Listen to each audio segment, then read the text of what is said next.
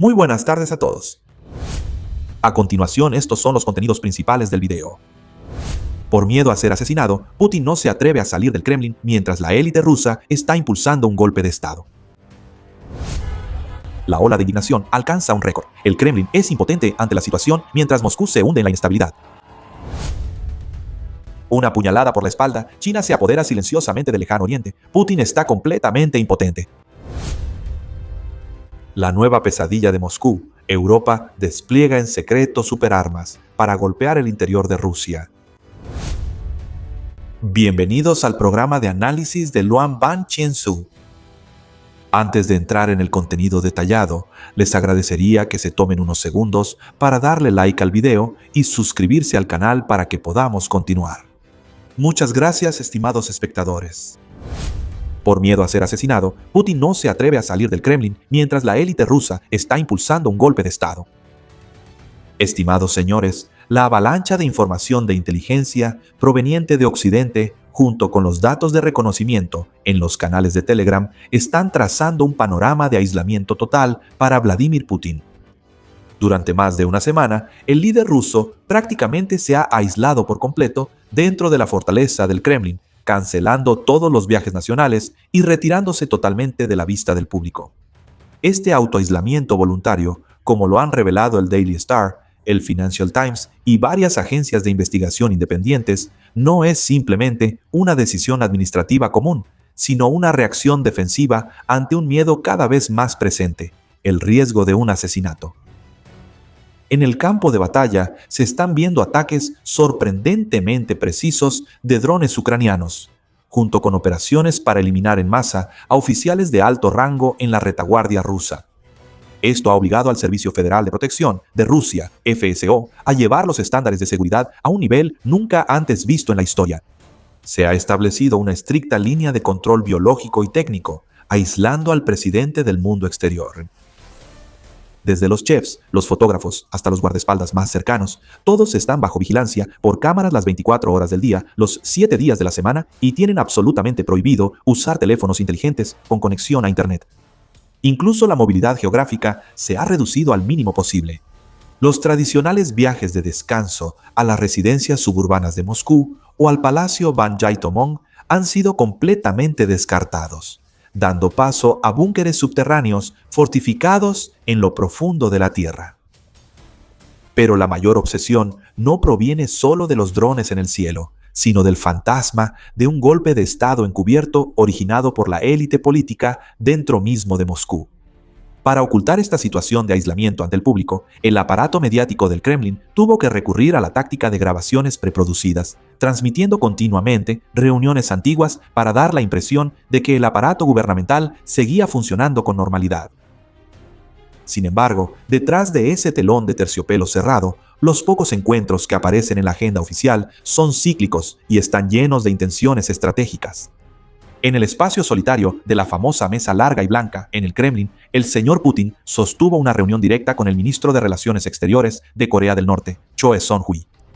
En un ambiente solemne, el líder ruso expresó su profundo agradecimiento a Pyongyang por el apoyo militar y la ayuda efectiva en el campo de batalla de Ucrania.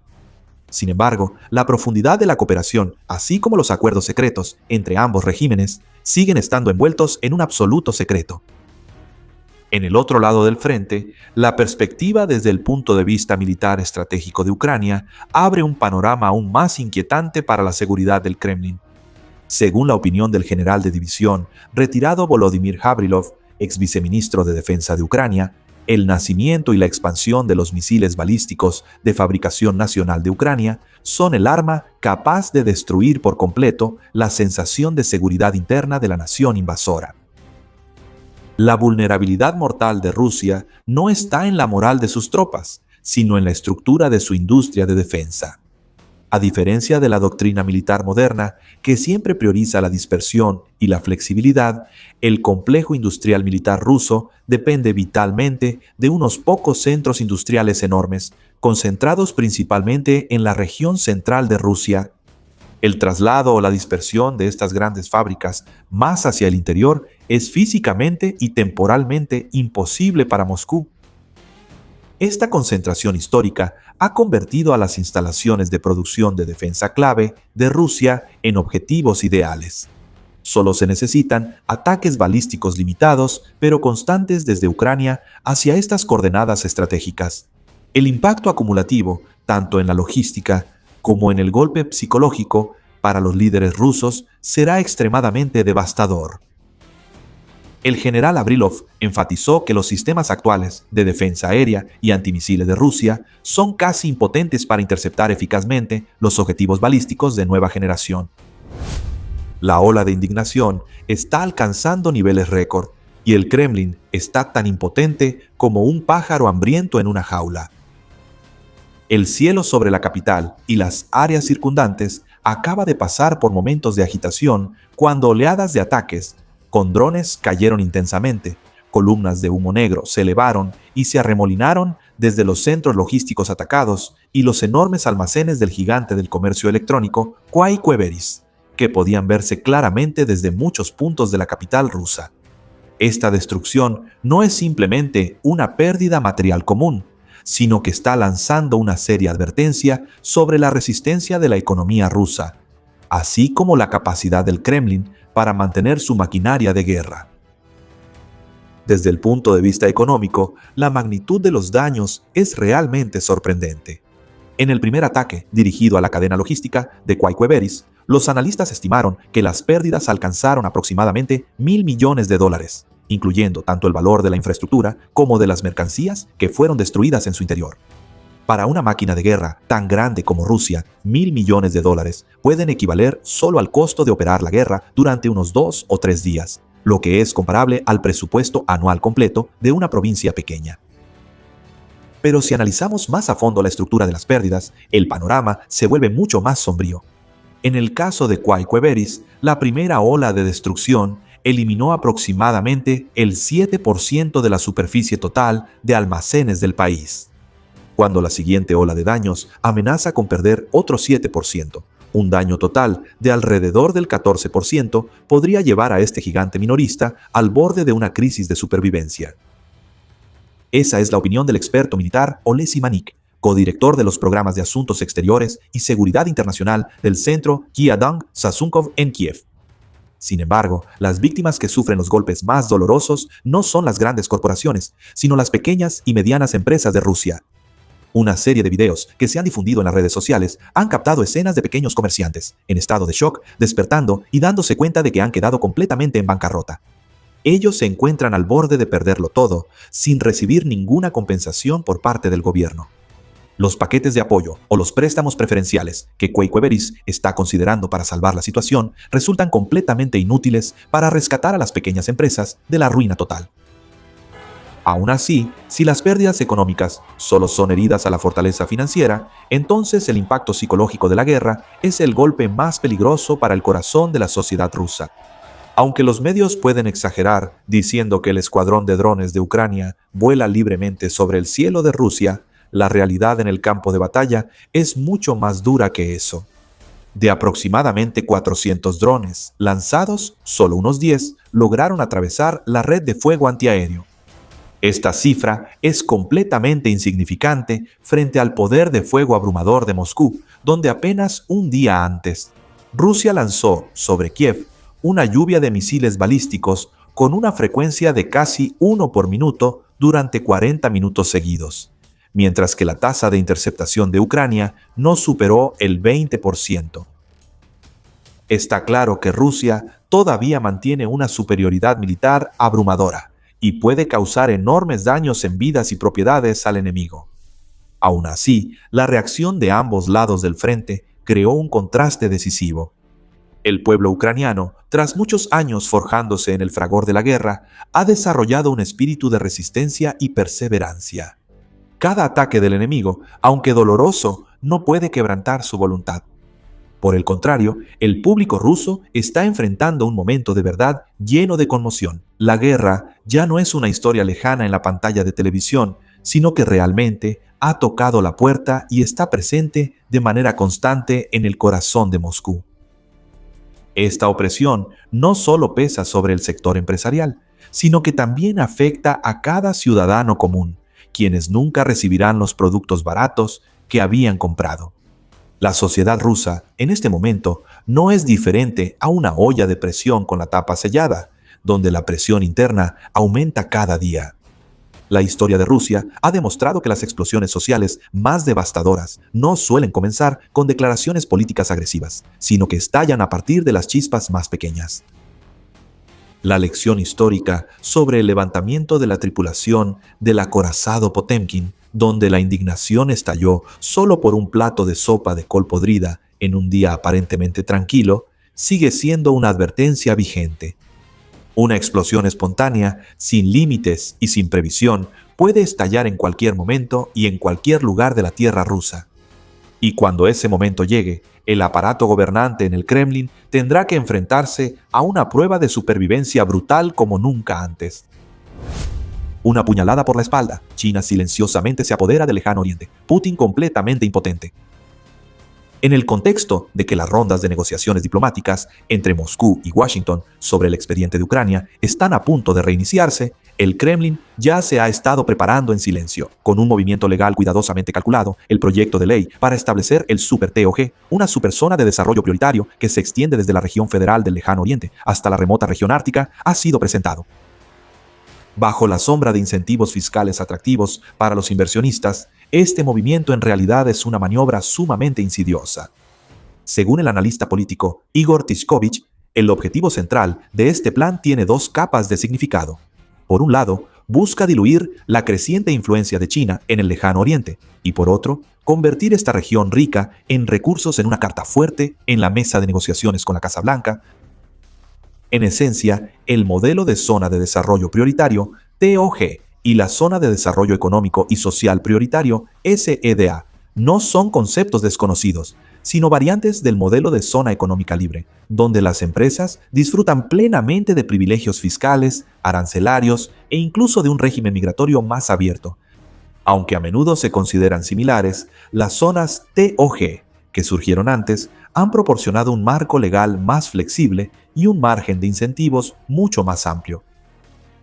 Por el contrario, las USEDA, en las regiones frías del norte, tienen un carácter híbrido, estando fuertemente influenciadas y directamente intervenidas por las autoridades locales. Pero gracias a ese mecanismo de flexibilización, las zonas de desarrollo prioritario que comenzaron en el Mar del Sur de China rápidamente se transformaron en plataformas sólidas para la clase capitalista china. De hecho, una serie de bases económicas en este lugar han sido completamente sinizadas, desde el aparato administrativo, la fuerza laboral, hasta todo el método de operación interna. En teoría, se esperaba que esta ola de inversiones sirviera como un impulso tecnológico para impulsar tanto la economía local como la nacional. Sin embargo, Pekín nunca tuvo la intención de compartir sus secretos de alta tecnología. Ellos solo se han enfocado de manera persistente y cautelosa en explotar al máximo los recursos naturales. Como resultado, la región federal del lejano oriente está convirtiéndose gradualmente en una rama económica completamente dependiente de China. No se detuvieron ahí. Pekín empezó a dirigir su mirada codiciosa en las zonas prioritarias del Ártico, donde se encuentra la estratégica Ruta Marítima del Norte. El control de los puertos, clave en esta región, permitiría a China dominar las rutas marítimas vitales del mundo, un escenario que hace que el Kremlin se estremezca de miedo y busque todas las formas posibles de retrasar la infiltración de las corporaciones chinas.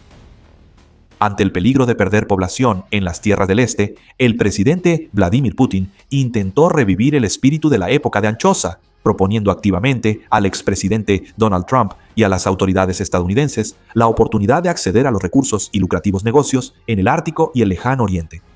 Para Washington, esta es una oportunidad de oro para implementar su estrategia de contención contra China, controlar los nuevos corredores de transporte y competir directamente por los recursos estratégicos. El líder ruso comprende profundamente esta mentalidad y quiere usarla como moneda de cambio para obtener concesiones clave de Estados Unidos en el tema de Ucrania, desde un acuerdo para congelar el conflicto hasta el camino para reincorporar a Rusia a la economía global. Sin embargo, esta es una jugada de ajedrez de altísimo riesgo. Entregar el Ártico a Estados Unidos mientras se ignoran los intereses de Pekín es un movimiento sumamente amenazante, especialmente cuando Washington quiere entrar precisamente en los territorios donde las empresas chinas ya tienen una presencia profunda. Para la propia Rusia, el proceso de sinización del Lejano Oriente se está convirtiendo en una amenaza existencial que pone en peligro directamente la integridad territorial. Todos los imperios en la historia han sobrevivido gracias a mantener la conectividad territorial. Pero una vez que las rutas habituales, e incluso los vuelos nacionales que conectan el Lejano Oriente con el centro, se ven interrumpidos, esta región girará rápida y fácilmente hacia el nuevo centro de poder en Pekín. Esta dependencia no solo ocurre en el aspecto económico, sino que está arraigándose profundamente en la estructura social y política. La nueva pesadilla de Moscú. Europa silenciosamente lanza superarmas para golpear el interior de Rusia. Pero con los movimientos silenciosos en el tablero diplomático, en el oeste del viejo continente, se está gestando un nuevo escenario estratégico de una escala sin precedentes. La prensa occidental, representada por el periódico Welt, citando fuentes de funcionarios británicos y alemanes, acaba de revelar un programa militar ultrasecreto llamado Ataque de Precisión Profunda. Esto no solo es el elemento central en el nuevo acuerdo de cooperación en defensa entre Londres y Berlín, sino que también representa la ambición de 12 países miembros de la OTAN de crear un tipo de arma con un alcance récord de hasta 2.000 kilómetros. Con un presupuesto estimado de aproximadamente 35.000 millones de euros y que fue presentado oficialmente en la cumbre de la OTAN en Ankara el pasado mes de julio, este proyecto tiene como objetivo la prevención y la preparación para responder en caso de que se rompa la línea y ocurra un enfrentamiento directo entre Rusia y la alianza. Para hacer realidad esta visión estratégica que se espera completar en 2034, los militares occidentales están considerando dos direcciones de desarrollo al mismo tiempo. Un modelo de misil de crucero que vuela a ras del suelo, capaz de esquivar las redes de defensa aérea más modernas del enemigo, o una línea de misiles hipersónicos que viajan a más de 5 veces la velocidad del sonido, un arma que atraviesa el viento y hace que todos los sistemas de alerta temprana sean inútiles. Sin embargo, mientras que el proyecto a largo plazo de la OTAN sigue siendo cosa del futuro, ya se ha iniciado una carrera urgente contra el tiempo para cambiar la situación en el campo de batalla a corto plazo. Según la agencia de noticias Bloomberg, el Ministerio de Defensa del Reino Unido ha marcado un hito histórico al firmar una serie de contratos con corporaciones de defensa nacionales para desarrollar la primera línea de misiles balísticos del país después de más de medio siglo. Con el nombre en clave Bong Oscuro, este programa tiene una doble misión. Por un lado, proporciona apoyo directo al ejército de Ucrania y por otro, ayuda gradualmente a liberar a Europa de su dependencia tradicional del arsenal estadounidense. Normalmente, el proceso de investigación y puesta en funcionamiento de un sistema de misiles balísticos requiere al menos una década. Sin embargo, ante la presión intensa del campo de batalla, Londres tomó una decisión audaz al comprimir todo el proceso. Mediante la flexibilidad en el ajuste de los parámetros técnicos, tras extensas consultas con la industria de defensa, el sistema fue optimizado desde un alcance inicial de más de 600 kilómetros, con una ojiva de 300 kilogramos, a un alcance superior a 500 kilómetros, con una ojiva de 200 kilogramos, limitando el costo máximo a 800.000 libras esterlinas por cada unidad. Se prevé que las pruebas de lanzamiento se realicen en los próximos 12 meses para poder entregar los primeros lotes a Kiev a finales de 2027. El punto revolucionario de este sistema no solo radica en la velocidad de fabricación, sino también en su diseño orientado a una línea de misiles balísticos de bajo costo, fáciles de producir en masa y con barreras de exportación minimizadas. Está diseñado para ser compatible con diversas plataformas de lanzamiento móviles, capaz de disparar en rápida sucesión y operar de manera resistente incluso en entornos densamente cubiertos por guerra electrónica. Este sistema tiene la ambición de redefinir el equilibrio de poder de fuego en Europa del Este.